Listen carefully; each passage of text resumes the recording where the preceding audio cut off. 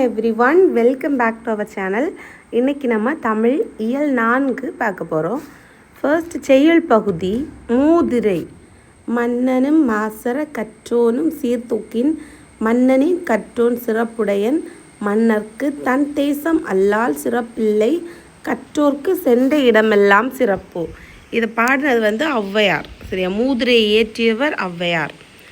மாசற அப்படின்னா குறையில்லாமல், சீர்தூக்கின் அப்படின்னா ஒப்பிட்டு ஆராய்ந்து, தேசம் நாடு, நூல்வெளி புக்கில் இருக்கும் தெரியுமா? அது தமிழ் புக்கில் நூல்வெளின்னு ஒரு தனி பாட்டு மாதிரி கொடுத்துருப்பாங்கல்ல. அது இந்நூலின் ஆசிரியர், மூதிரையின் ஆசிரியர் யார்? ஔவையார். இவர் ஆத்திச்சூடி, கொண்டை வேந்த, நல்வழி போன்ற பல நூல்களை இயற்றியிருக்கிறாரு. மூதிரை அப்படின்னா என்னென்னா, பொருள் மூத்தோர் கூறும் அறிவுரை. மூதிரை அப்படின்னா மூத்தோர் கூறும் அறிவுரை அப்படின்னு பொருள். மூதிரையில் எத்தனை பாட்டு இருக்குது? 31 பாட்டு இருக்குது. மூதுரை இயற்றியது யார்? ஔவையார். ஆத்திச்சூடி, கொண்டை வேந்த, நல்வழி போன்ற நூல்களையும் இவர் இயற்றியிருக்காரு. மூதுரை அப்படின்னா மூத்தோர் கூறும் அறிவுரை அப்படின்னு ஒரு பொருள் இருக்குது. மூதுரையில் மொத்தம் எத்தனை பாடல் இருக்குது? 31 பாடல் இருக்குது. அடுத்து சரியான விடையை தேர்ந்தெடுத்து எழுதுக. மாணவர்கள் நூல்களை மாசற கற்க வேண்டும். மாணவர்கள் நூல்களை மாசற கற்க வேண்டும். இடமெல்லாம் பிரித்து எழுதும் போது என்ன கிடைக்கும்னா, இடம் கூட்டல் எல்லாம். இடம் இம்மு கூட்டல் ஏ மே, இடமெல்லாம்.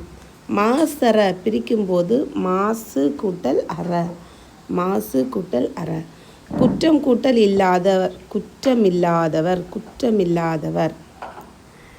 சிறப்பு கூட்டல் உடையார், சிறப்பு கூட்டல் உடையார், சிறப்புடையார், சிறப்பு கூட்டல் உடையார், சிறப்புடையார். செய்யுள் பகுதி துன்பம் வெல்லும் கல்வி. துன்பம் வெல்லும் கல்வி எழுதினது யாருன்னா பட்டுக்கோட்டை கல்யாண சுந்தரனார்.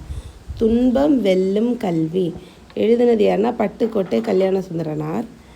ஏட்டில் படித்ததோடு இருந்து விடாதே, நீ ஏன் படித்தோம் என்பதையும் மறந்து விடாதே, நாட்டின் நெறி தவறி நடந்து விடாதே, நம் நல்லவர்கள் தூற்றும்படி வளர்ந்து விடாதே. இதுதான் பட்டுக்கோட்டை கல்யாண சுந்தரனார் எழுதியிருக்காரு. எனது துன்பம் வெல்லும் கல்வி. பொருள் தருக பாருங்கள். தூற்றும்படி, தூற்றும்படி அப்படின்னா என்னென்னா இகழும்படி. ஒருத்தங்க நம்ம இகழ்ந்து பேசுவாங்கள்ல, நம்மளை டல்லாக நம்மளை கேவலமாக பேசுவாங்கள்ல, அதுதான் தூற்றும்படி அப்படின்னு சொல்கிறாங்க. மூத்தோர், மூத்தோர்னா மூத்தவங்க. மூத்தவங்கன்னு யாரை சொல்லுவாங்க? பெரியவங்களை தான் சொல்லுவாங்க மூத்தோர். மேதைகள், மேதைகள்னால் என்னது? அறிஞர்கள். ரொம்ப படிச்சிருப்பாங்கல்ல, படித்து நல்ல மேதையாக இருக்கிறவங்க தான் மேதைகள்னு சொன்னால் அறிஞர்கள். மாற்றார் அப்படின்னா மற்றவர், மற்றவங்க, அவங்க மற்றவங்க இது சொன்னாங்க அப்படி சொல்லுவோம்ல, மாற்றார். நெறி வழி. வற்றாமல் அழியாமல், வற்றாமல் அழியாமல். எளிய தமிழில் சமூக சீர்திருத்த கருத்துக்களை வலியுறுத்தி பாடியவர் பட்டுக்கோட்டை கல்யாண சுந்தரனார். சரியா? இவர் எல்லாருக்குமே புரியும்படியான தமிழில் சமூகத்தை சீர்திருத்தக்கூடிய கருத்துக்களை பாடினவர் தான் யார்? பட்டுக்கோட்டை கல்யாண சுந்தரனார்.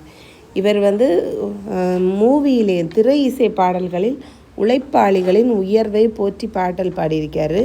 மக்கள் கவிஞர் பட்டுக்கோட்டை கல்யாண சுந்தரனார். மக்கள் கவிஞர் யார்? பட்டுக்கோட்டை கல்யாண சுந்தரனார். சரியான விடையை தேர்ந்தெடுத்து எழுதுக. மாணவர் எப்படி நடக்கக்கூடாதுன்னா, மற்றவங்க நம்மளை கேவலமாக பேசுகிற அளவுக்கு நடக்கக்கூடாது. பிறர் தூற்றும்படி நடக்கக்கூடாது. மாணவர் பிறர் தூற்றும்படி நடக்கக்கூடாது. எப்படி நடக்கணும் அப்படின்னா, மூத்தோர் சொல்படி நடக்கணும். மூத்தோர் சொல்படி நம்ம நடக்கணும். கைப்பொருள் அப்படி பிரித்தெழுத கிடைப்பது ஏன்னா கை கூட்டல் பொருள், கைப்பொருள், கை கூட்டல் பொருள். மானம் கூட்டல் இல்லா, அதை பிரித்தெழுத கிடைக்கிறது மானம் இல்லா. இதில் என்ன பார்த்தோன்னா, பட்டுக்கோட்டை கல்யாண சுந்தரனார் துன்பம் வெல்லும் கல்வி இந்த செய்யுள் பகுதியை எழுதியிருக்காரு. சொல்லும் பொருளும் படிக்கணும். அதுக்கப்புறம் பட்டுக்கோட்டை கல்யாண சுந்தரனார் என்ன பண்ணார்னா, எளிய தமிழில் சமூக சீர்திருத்த செய்திகளை சொல்லக்கூடியவர். திரைப்படங்களிலும் உழைப்பாளிகளின் உயர்வை பற்றி நிறைய பாடல் எழுதியிருக்காரு.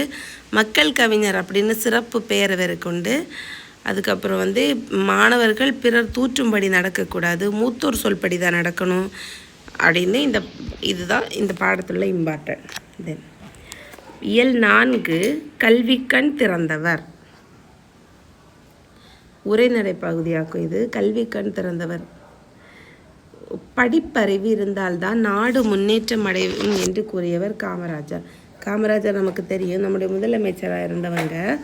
படிப்பறிவு இருந்தால் தான் கல்விக்கண் நாடு முன்னேற்றம் அடைந்து என்று கூறியவர் காமராஜர். இதுதான் மத்திய உணவு திட்டத்தையும் கொண்டு வந்தவர். சரியா? 1 மைல் தூரத்தில் ஆரம்ப பள்ளி, 3 மைல் தூரத்தில் நடுநிலைப்பள்ளி, 5 மைல் தூரத்தில் உயர்நிலைப்பள்ளி. இது கொண்டு வந்தது யாருன்னா காமராஜர். அந்த காலத்திலேயே பஸ் வசதி அது எதுவும் இல்லாத காலத்திலேயே 3 மைல் தூரத்தில் ஆரம்ப பள்ளி, 1 மைல் தூரத்தில் ஆரம்ப பள்ளி, 3 மைல் தூரத்தில் நடுநிலைப்பள்ளி, 5 மைல் தூரத்தில் உயர்நிலைப்பள்ளி. இந்த ஒரு திட்டத்தை கொண்டு வந்தது யாருன்னா காமராஜர். கல்விக்கண் திறந்தவர் என்று பெரியாரால் பாராட்டப்பட்டவர் காமராஜர். கல்விக்கண் திறந்தவர் என்று தந்தை பெரியாரால் பாராட்டப்பட்டவர் யாருன்னா இந்த காமராஜர். காமராஜரின் சிறப்பு பெயர்கள் என்னென்னா பெருந்தலைவர், படிக்காத மேதை, கர்ம வீரர், கருப்பு காந்தி, ஏழை பங்காளர், தலைவர்களை உருவாக்குபவர். காமராஜரின் சிறப்பு பெயர்கள் பெருந்தலைவர், கருப்பு காந்தி, படிக்காத மேதை, ஏழை பங்காளர், கர்ம வீரர், தலைவர்களை உருவாக்குபவர். காமராஜர் வந்து நம்ம பதவியேற்ற போது, முதலமைச்சராக பதவியேற்ற போது ஏறக்குறைய 6000 தொடக்க பள்ளிகளை மூடி வச்சுருந்தாங்க. அப்போது இவர் பதவியேற்ற உடனே அந்த தொடக்க பள்ளிகள் எல்லாத்தையுமே என்ன சொல்கிறார், திறக்க ஆர்டர் போட்டாங்க. இலவச கட்டாய கல்வி அப்படிங்கிற சட்டத்தை கொண்டு வந்தது இந்த காமராஜர் தான். மதிய உணவு திட்டத்தை கொண்டு வந்தார். சீருடை திட்டத்தை அறிமுகம் செய்தவர் இந்த காமராஜர் தான். அப்போ அந்த காலத்தில் வந்து மதுரை பல்கலைக்கழகம்னு இருந்துச்சு. பல்கலைக்கழகத்துக்கு மதுரை காமராஜர் பல்கலைக்கழகம் அப்படின்னு பெயர் மாற்றியிருக்கு. நடுவண் அரசு வந்து காமராஜருக்கு பாரத ரத்னா விருது கொடுத்தது 1976. சரியா? காமராஜருக்காக சென்னை மெரினா கடற்கரையில் ஒரு சிலை நிறுவனாங்க. அது கழிஞ்சு காமராஜர் உள்நாட்டு விமான நிலையம், காமராஜருக்கு மணி மண்டபம் கன்னியாகுமரியில் வந்து 2000 ஆண்டில் ஆகஸ்ட் 2ஆம் தேதி அக்டோபர் 2ஆம் தேதி திறந்தாங்க. ஓகே, ஒருக்க கூட பார்ப்போம். இது வந்து உரைநடையில் வந்து கல்விக்கண் திறந்த காமராஜரை பற்றி தான் படிக்கிறது. படிப்பறிவு இருந்தால் தான் நாடு முன்னேற்றம் அடையும் அப்படின்னு சொன்னவர் யாருன்னா காமராஜர். இவர் கொண்டு வந்ததில் முக்கியம் வந்து 1 மைல் தூரத்தில் ஆரம்ப பள்ளி, 3 மைல் தூரத்தில் நடுநிலைப்பள்ளி, 5 மைல் தூரத்தில் உயர்நிலைப்பள்ளி. இதை கொண்டு வந்தது யாருன்னா காமராஜர். கல்விக்கண் திறந்தவர் என்று தந்தை பெரியாரால் போற்றப்படுகிறவர் யாருன்னா காமராஜர். காமராஜரோட சிறப்பு பெயர் என்னெல்லாம் பெருந்தலைவர், கர்ம வீரர், படிக்காத மேதை, கருப்பு காந்தி, ஏழை பங்காளர், தலைவர்களை உருவாக்குபவர். சரியா? காமராஜர் பதவியேற்ற போது வந்து ஏறக்குறைய 6000 பள்ளிகள் வந்து தொடக்க பள்ளிகள் மூடப்பட்டிருந்து அது எல்லாத்தையும் தொடர்ந்துச்சாங்க. இலவச கட்டாய கல்வி திட்டத்தை கொண்டு வந்தாங்க, மதிய உணவு திட்டத்தை கொண்டு வந்தாங்க, சீருடை திட்டத்தை கொண்டு வந்தாங்க. அப்போ இவரோட சிறப்பு செயல்பாடுகளை எல்லாம் பார்த்து மதுரை பல்கலைக்கழகம்னு பேர் இருந்தது, அதை மதுரை காமராஜர் பல்கலைக்கழகம்னு மாற்றினாங்க. காமராஜருக்கு பாரத ரத்னா விருது கொடுக்கப்பட்டது எப்போனா 1976. அதுக்கப்புறம் இவருக்கு ஒரு சிலை கட்டினாங்க. கன்னியாகுமரியில் ஒரு மணி மண்டபம் வச்சாங்க. ஒரு உள்நாட்டு விமான நிலையம், காமராஜர் உள்நாட்டு விமான நிலையம் ஒன்று வச்சாங்க. கன்னியாகுமரியில் 2000 அக்டோபர் 2 வந்து ஒரு மணி மண்டபம் கட்டினாங்க. பள்ளிக்கூடம் செல்லாததற்கு ஆடு மேய்க்கும் சிறுவர்கள் கூறிய காரணம் ஊரில் பள்ளிக்கூடம் இல்லை. பசியின்றி, பசி கூட்டல் இன்றி, படிப்பறிவு, படிப்பு கூட்டல் அறிவு, காடு ஆறு, காட்டாறு, காடு கூட்டல் ஆறு, காட்டாறு. சரியா? குழந்தைகள் வந்து பள்ளியில் வந்து ஏற்றத்தாழ்வு இல்லாமல் படிக்கிறதுக்காக தான் சீருடையை அறிமுகப்படுத்தினார் காமராஜர். காமராஜர் கல்விக்கண் திறந்த காமராஜர் என பாராட்டினது யாருன்னா பெரியார். இதுதான் இந்த உரைநடையில் உள்ள விளக்கம். இயல் 4 துணைப்பாடம் வந்து விரிவானம். சரியா, விரிவானம். இதில் வந்து நூலகத்தை பற்றி படிக்க போகிறோம். நூலகம் நோக்கி விரிவானம். துணைப்பாடம் வந்து என்னது? விரிவானம். நூலகம் நோக்கி. நூலகங்கள் மாவட்ட நூலகம், கிளை நூலகம், ஊர்ப்புற நூலகம், பகுதி நேர நூலகம், தனியார் நூலகம் என பல வகைப்படும். மாவட்டத்துக்கு ஒரு நூலகம் இருக்கும், அல்லது கிளையாட்டு ஒரு நூலகம் இருக்கும், ஊருக்கு ஒரு நூலகம் இருக்கும், அல்லது சில நூலகங்கள் வந்து பகுதி நேரம் மட்டுமே செயல்படும். அப்புறம் வந்து தனியார், நம்ம வீட்டில் எல்லாம் தனித்தனியாக வச்சுருக்க ஒரு நூலகம் இருக்கும்.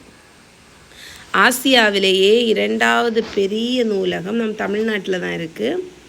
அது என்னது? அண்ணா நூற்றாண்டு நூலகம். ஆசியாவிலே மிகப்பெரிய நூலகம் அண்ணா நூற்றாண்டு நூலகம். இது பெரிய நூலகம் நம்ம தமிழ்நாட்டில் தான் இருக்குது. இது தரைத்தளம் வந்து 8 அடுக்கு இருக்கும். தரைத்தளத்தில் மட்டுமே 8 அடுக்கு இருக்கும். 8 ஏக்கர் நெல் பரப்பளவில் இது அமைஞ்சிருக்கு. இந்த அண்ணா நூற்றாண்டு நூலகம் தமிழ்நாட்டில் இருக்குது. தரைத்தளத்தில் 8 அடுக்கு இருக்கும். ஆசிய கண்டத்திலே மிகப்பெரிய நூலகம் சீனாவில் இருக்குது. 2வது பெரிய நூலகம் நம்ம தமிழ்நாட்டில் தான் இருக்குது, அண்ணா நூற்றாண்டு நூலகம். நூலக விதிகளை உருவாக்கியவர் அரங்கநாதன் அப்படின்னு ஒருத்தர். இந்திய அறிவியல் நூலகங்கள் தந்தையும் இவர் தான். அரங்கநாதன் இவரோட பேர். இவர் தான் நூலகங்களுக்குன்னு விதிகளை உருவாக்குனார். நூலக அறிவியலின் தந்தையும் இவர் தான். 20,000க்கு மேற்பட்ட பல்லூடக குறுந்தகடுகள் குழந்தைகளுக்காக இங்கே வச்சுருக்காங்க. பல வகையான குறுந்தகடுகள் இங்கே இருக்குது. சைனாவில் தான் இருக்குதுண்ணா. மிகப்பெரிய ஆசிய கண்டத்திலே மிகப்பெரிய நூலகம் சீனாவில் இருக்குது. 8ஆம் தளத்தில் தான் வந்து 1000க்கு மேற்பட்ட குறுந்தகடுகள் எல்லாம் சேகரித்து வைக்கப்பட்டுள்ளது. 7வது தளத்தில் வந்து பழமையான ஓலைச்சுவடிகள் பாதுகாக்கப்பட்டுள்ள. இதே தளத்தில் வந்து வரலாறு, புவியியல், சுற்றுலா நூல்கள் எல்லாம் 7வது தளத்தில் இருக்கு. அண்ணா இனி பாருங்கள், அண்ணா நூலகத்தின் 8 தளங்கள். 8 தளங்களில் வந்து தரைத்தளத்தில் வந்து சொந்த நூல் படிப்பகம், பிரெய்லி நூல்களும் சொந்த நூல் படிப்பகம், சொந்தமாக உட்காந்து படிக்கிறக்கூடிய இடமும் தரைத்தளத்தில் இருக்குது. முதல் தளத்தில் குழந்தைகள் பிரிவு, பருவ இதழ்கள், குழந்தைகளுக்கான பிரிவும், பருவ இதழ்கள்னால் இப்போ 6 மந்த்துக்கு ஏதாவது 4 இதழ்கள் வெளியிடுவாங்க, அடுத்த ஒரு 3 மந்த்ஸுக்கு அந்த மாதிரி உள்ள பருவ இதழ்கள் இருக்கும். 2ஆம் தளத்தில் வந்து தமிழ் நூல்கள் இருக்கும். 3ஆம் தளத்தில் வந்து கணினி அறிவியல், தத்துவம், அரசியல் நூல்கள் இருக்கும். 4ஆம் தளத்தில் பொருளியல், சட்டம், வணிகவியல், கல்வி இருக்கும். 5ஆம் தளத்தில் வந்து கணிதம், அறிவியல், மருத்துவம். 6ஆம் தளத்தில் பொறியியல், வேளாண்மை, திரைப்படக்கலை. 7ஆம் தளத்தில் வரலாறு, சுற்றுலா. 8ஆம் தளத்தில் நூலகத்தில் நிர்வாக பிரிவு இருக்கும். அதோட அவங்க நிர்வாகம் பண்ணுறவங்க இருப்பாங்க. நூலகத்தில் படித்து உயர்நிலையில் அடைஞ்சவங்க தான் அண்ணா, ஜவஹர்லால் நேரு, அம்பேத்கர், கார்ல் மார்க்ஸ். யாரெல்லாம்? கார்ல் மார்க்ஸ், அம்பேத்கர், ஜவஹர்லால் நேரு, அறிஞர் அண்ணா. இவங்கெல்லாம் நூலகத்தில் படித்து உயர்நிலையில் வந்தவங்க தான். சிறந்த நூலகர்களுக்கு அரங்கநாதன் விருது வழங்கப்படும். சிறந்த நூலகங்களுக்கு அரங்கநாதன் விருது வழங்கப்படும். இவருக்கு கூட பாருங்கள், நூலகம் நோக்கி விரிவானம். நூலகங்கள் வந்து எப்படி இருக்கும்? மாவட்ட நூலகம், கிளை நூலகம், ஊர்ப்புற நூலகம், பகுதி நேர நூலகம், தனியார் நூலகம் அப்படின்னு பல வகைப்படும் நூலகங்கள். ஆசியாவிலே 2வது பெரிய நூலகம் அண்ணா நூற்றாண்டு நூலகம் தமிழ்நாட்டில் தான் இருக்குது. ஆசியாவிலே மிகப்பெரிய நூலகம் வந்து சைனாவில் இருக்குது. அண்ணா நூற்றாண்டு நூலகத்தில் 8 அடுக்கு இருக்கும். இதில் வந்து இந்த நூலக விதியை உருவாக்குறது வந்து யாருன்னா அரங்கநாதன். இந்திய நூலகத்தின் தந்தையும் யார்? நூலக அறிவியலின் தந்தையும் அரங்கநாதன் தான். 20,000க்கு மேற்பட்ட தகடுகளும் சேகரிக்கப்பட்டு வச்சுருக்கு. சரி, 7ஆம் தளத்தில் வந்து பழமையான ஓலைச்சுவடிகள் பாதுகாக்கப்பட்டு வச்சுருக்கு. இதில் வந்து புவியியல், சுற்றுலா நூல்களும் உள்ளன. அதுக்கப்புறம் 8 தளங்களும் விரிவாக அப்படியே கொடுத்துருக்கு. இந்த நூலகத்தில் படித்து உயர்நிலைக்கு போனவங்க தான் அண்ணா நூற்றாண்டு நூலகத்தில் போய் படித்தவங்க தான் யாரெல்லாம்? ஜவஹர்லால் நேரு, அறிஞர் அண்ணா, அண்ணல் அம்பேத்கர், கார்ல் மார்க்ஸ். சிறந்த நூலகர்களுக்கு அரங்கநாதன் அப்படிங்கிற விருது வழங்கப்படுகிறது. Doctor S R. அரங்கநாதன். இனி வந்து இலக்கண பகுதி. இன எழுத்துக்கள். ஓகேயா? இன எழுத்துக்கள். சில எழுத்துக்களுக்கு இடையே ஒலிக்கும் முயற்சி, பிறக்கும் இடம் ஆகியவற்றில் ஒற்றுமை உண்டு. இவ்வாறு ஒற்றுமை உள்ள இனத்துக்கள் இன எழுத்துக்கள் எனப்படும். சில எழுத்துக்கள் நம்ம வந்து ஒலிக்கும் போது ஒலிக்கிற இடமும் பிறக்கும் இடமும் ஒற்றுமையாக இருக்குது. இப்போ கா, ஙா, சா, ஞா, டா இதெல்லாம் ஒரே இடத்துலேருந்து பிறக்கிறது மாதிரி இருக்குது. அதனால் இதை வந்து இன எழுத்துக்கள் அப்படின்னு சொல்கிறாங்க. சரியா? பிறக்கும்போது ஒற்றுமையோட பிறக்கிற எழுத்துக்கள் தான் இன எழுத்துக்கள். ஒரே இனமாக இருக்கும் அப்படின்னு வச்சுக்கோங்க. ஒரே இனமாக இருக்கிற எழுத்துக்கள் இன எழுத்துக்கள். ஒரே இடத்துலேருந்தும் பிறக்கும், அந்த முயற்சி செய்கிறதும் ஒரே இடத்துலேருந்தா இருக்கும். சரியா? 6 வல்லின மெய் எழுத்துக்களும் 6 மெல்லின எழுத்துக்களும் இன எழுத்துக்கள். இக்கு இக்கு வல்லின மெய் எழுத்துக்கள்னா இக்கு இச்சு இட்டு திப்பிர் இக்கு இச். மெல்லின எழுத்துக்கள்னா ஞா இக்கு ஞா இச் ஞா. புரிஞ்சா? இக் ஞா இச் ஞா. அந்த பிறக்கிற முயற்சியும் அது எல்லாமே ஒரே இடத்துலேருந்து இருக்குது. அதனால தான் இது இன எழுத்துக்கள். அப்போ இதெல்லாம் 6 வல்லின மெய் எழுத்துக்களும் மெல்லின எழுத்துக்களும். சொற்களில் மெல்லின மெய் எழுத்தை அடுத்து பெரும்பாலும் அதன் இனமாக வல்லின எழுத்து வரும். இங்க், இஞ்ச், இன், இன், இப், இன், இர். பாருங்க, திங்கள் திங்கள் வல்லின ஒரு 10 இதில் திங்கள், மஞ்சள், மண்டபம், சந்தனம், அம்பு, தென்றல், இன்டா, இம்மு, ம, பூ, ந, இம். அதோட பக்கத்தில் இருக்கிற இன எழுத்துக்கள் இருக்கா. இ, இர், இல், இவ், இல். இடையின எழுத்துக்கள் 6 ஒரே இனம். இ, இர், இல், இவ், இல், இல் இதெல்லாம் ஒரே இனத்துலேருந்து வரவங்க.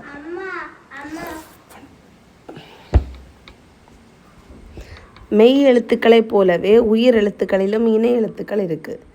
உயிர் எழுத்துக்களில் என்ன இருக்குது? இன எழுத்துக்கள் இருக்குது. உயிர் எழுத்துக்களில் குறிலுக்கு நெடிலும் நெடிலுக்கு குறிலும் இன எழுத்துக்கள். குறில் எழுத்துக்கு இல்லாத ஐ எனும் எழுத்துக்கு ஈ என்பது இன எழுத்து. ஐக்கு ஈ இன எழுத்து. இது கொஞ்சம் இம்பார்ட்டண்ட்டு. எனும் எழுத்துக்கு ஊ என்பது இன எழுத்து. ஐக்கு ஈ, அவ்வுக்கு ஊ. சொல்லின் உயிரெழுத்துக்கள் சேர்ந்து வராது. உயிரெழுத்துக்கள் எப்படி வராது? சேர்ந்து வராது. அளபடையில் மட்டும் நெடிலை தொடர்ந்து அதன் இனமாகிய குறில் எழுத்து வரும். ஓடுதல், தூம், தளி இதில் வந்து அளவெடுக்கும் மட்டும் இறுதியில் ஈ அதோட உயிரெழுத்துக்கள் வரும். தமிழ் எழுத்துக்களில் ஆயுத எழுத்துக்கு இன எழுத்து இல்லை. சரியா? ஆயுத எழுத்துக்கு மட்டும் என்ன இல்லை? இன எழுத்து கிடையாது. ஆயுத எழுத்துக்கு மட்டும் இன எழுத்து கிடையாது. மெல்லினத்திற்கான இன எழுத்து இடம்பெறாத சொல். இதில் பாருங்கள், கல்வி. இப்போ இன், சா, இன், இத்து, இன்னு வந்திருக்கு. இல், இவ். கசட, தபர, நம்ம அதோட பக்கத்தில் இருக்கிறதா. அப்போ பா இருக்குது. இப்பு, இம்மு. இப்புக்கு இம்மு இங்கே இருக்குது. இவ்வு இங்கே இல்லை. கசட, தபர இல்லை. இல்லையும் இல்லை, இவ்வும் இல்லை. அப்போ அந்த கல்வி. புரியுதா உங்களுக்கு?